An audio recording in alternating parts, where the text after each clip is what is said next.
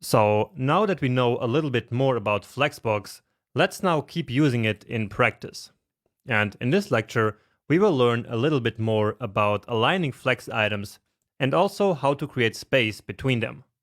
And hopefully you printed out that cheat sheet from the last lecture, but in any way, let's now get started. So, in our very first lecture about Flexbox, we already talked about these two properties here, so align items and justify content, which are both properties that apply to the Flex container.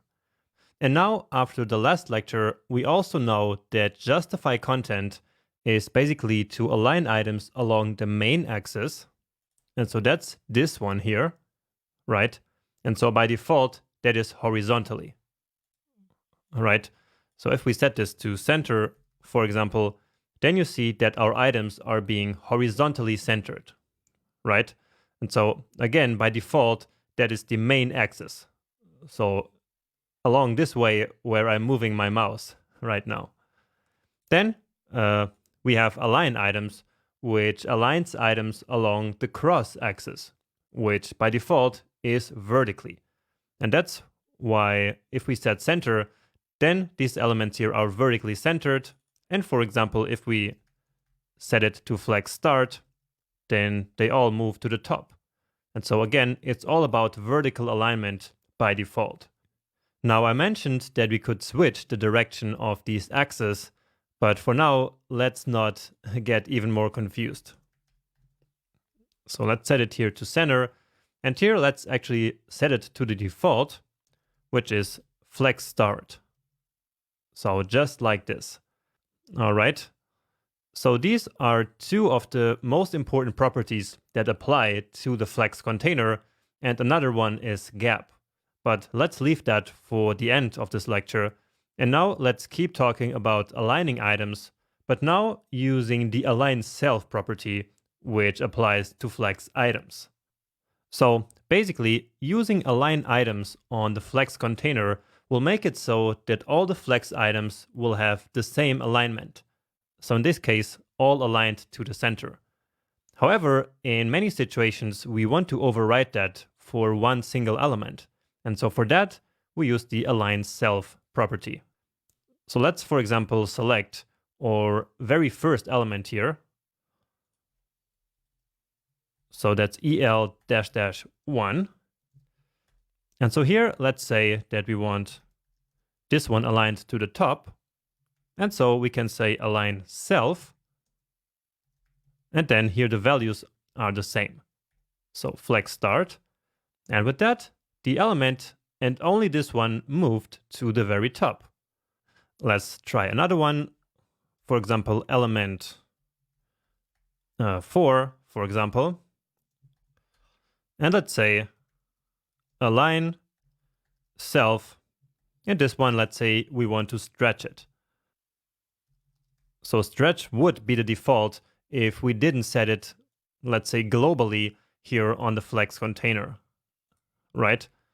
And so now this one is also stretched just like the CSS here. Well, let's put it on the 5 just to add some space between them.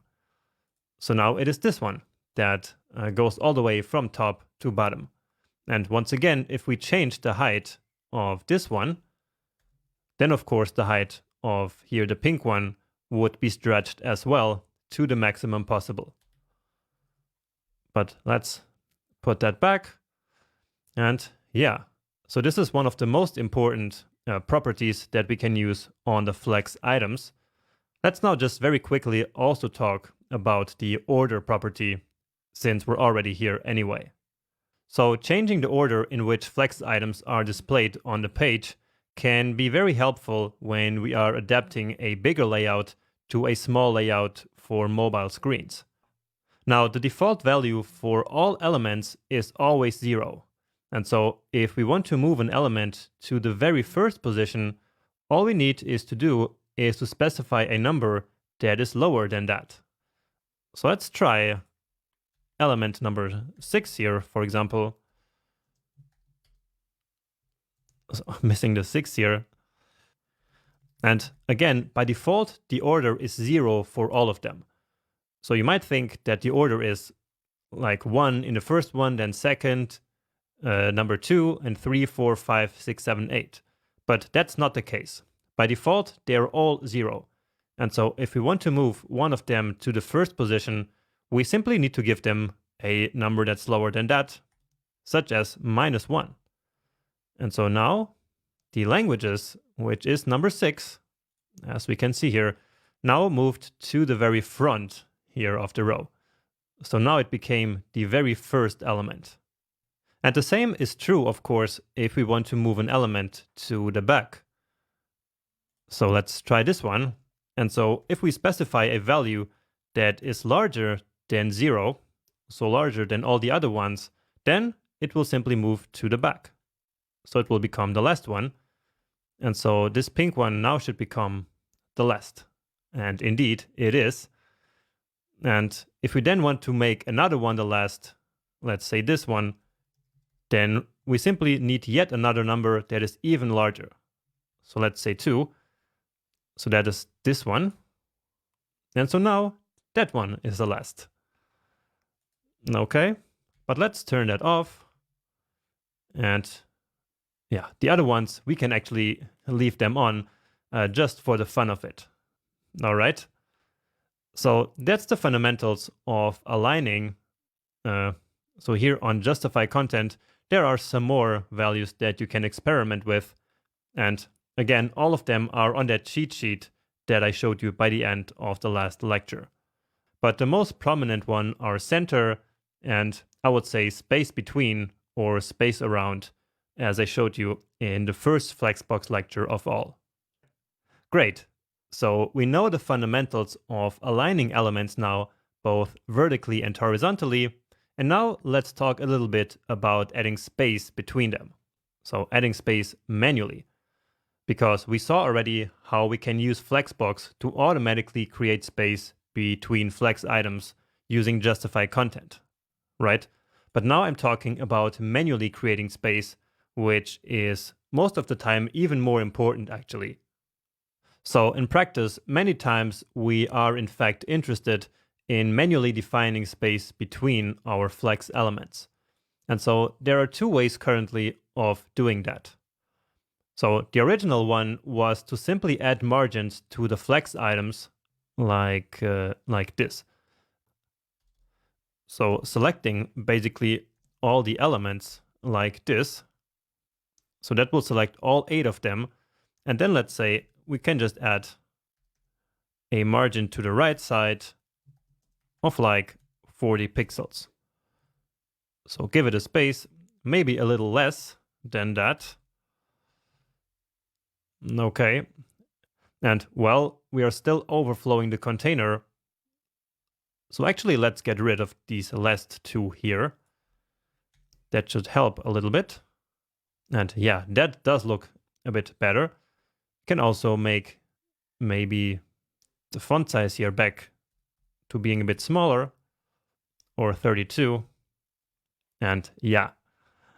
So with this, we basically created 30 pixels of space between all of these elements, right? However, now in order to really get this right, we would then have to go in and remove the margin right from the very last element, which can be a bit of a pain. So it's an extra step. And also it's way nicer to have the definition of a gap between these elements right here in the container. So then we have basically all the definitions of how the flex items look like right there in the container element. And again, that is actually a lot nicer. So maybe that doesn't make sense at this point, but you will see with practice that it is actually a good practice, or it's actually helpful to have all of this in the Flex container. And so therefore, a new property was added to Flexbox, which is called gap. So we can remove this here. Then we are back to the beginning. And then we can very simply add the gap property and set it to 30 pixels as well. And there we go. So we are back to having the same gap, basically, But now it is nicely in the flex container. And also, if we inspect this, we see that none of them has any margins. And so there's no need to then remove the margin from the last element there. All right. And I think that's actually it for the fundamentals of aligning and creating space between elements. And all of this will make more sense, of course, once we move from these like abstract boxes here to some real world example, for example, or project, right? But for now, we will keep working on this small demo here. And in the next lecture, we will talk about one of the most important properties, which is the flex property. So stay tuned for that. And then after that, we will finally return to our project.